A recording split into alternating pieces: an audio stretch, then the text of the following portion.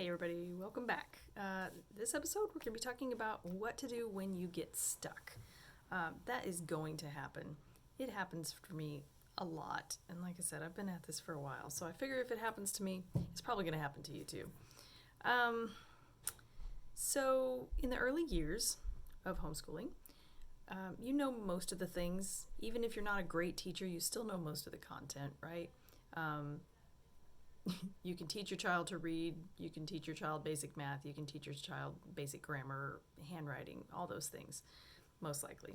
But as they get older, you start to lose your grip on what you know, and it's sometimes you can get in over your head pretty quickly. I have done that many times. I'm still very much in the learning process. I hope that by the time my last two graduate from high school, maybe I will have regained my high school education as well. I always joke that I'm kind of working my way up with them. Even as many times as I've been through all the different subjects and stuff, there's still so much I do not know. I think I've said before that math is my weakest subject, so I'll just use that as kind of as an example. But over the past several years, when the kids get into higher math, I am so lost. I am so lost, but I know it's really important for them to be able to be, functional in mathematics. And so I developed a system with my kids where basically I taught them how to be hackers. And I've got no qualms about that because now my children all know how to hack an education, which means they can go and they can find the information that they need.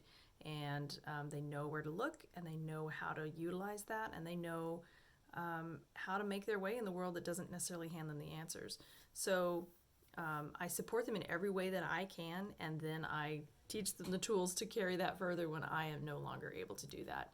And I think that's kind of our responsibility as parents when we do get into areas of things we don't know, because we obviously are not certified teachers in every subject of every grade, and there's no way we can know all these things, right? So we are by nature underqualified for the job, and so yeah, we have to employ the tools that we have at our disposal. So, for example, with math, I always told my kids, we'll do our lesson first. If you do not still understand it, then I want you to take it to Khan Academy online, because Khan knows everything. Watch those videos, run through some of those exercises. If that doesn't make sense to you, take it out to the broader internet and do some YouTube searches and see if maybe there's a video that'll explain it to you in a way that you can more easily understand. If that fails, then take it to Daddy, because Daddy's the math whiz around here, but he's a really busy guy and doesn't necessarily have time to stop for, every topic that comes up. So there's that hierarchy. So when they run into a snag, I say, have you hit Khan Academy? Have you hit the internet? Have you hit up Daddy for his information? And usually between those three things, almost always we can figure it out and we can plow forward and it works. You can also, if you've got people in your life who are particularly gifted in a certain area, ask them if it's okay to tap into that every once in a while.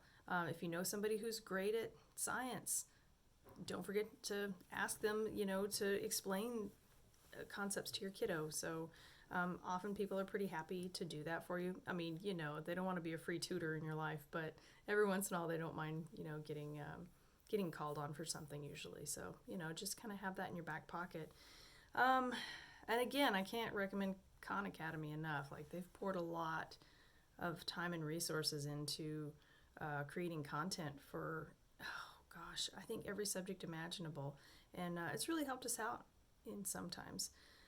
So yeah, it's just natural to get stuck. It's natural to not know everything, and it's natural to need to reach out and find other alternative methods for obtaining information. So I say just kind of embrace that. Like, every form of education is going to have its strengths and its weaknesses, right? So I homeschool because I love homeschooling and because I feel like the public school system can't give my kids what I want to give my kids, right?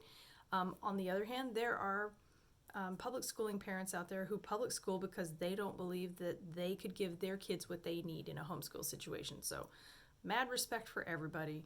But if you choose to go the route of homeschooling, that is one of the struggles. That's one of the more difficult aspects, I think, and something that really needs to be diligently worked at so that you do give your child a well-rounded and in-depth education.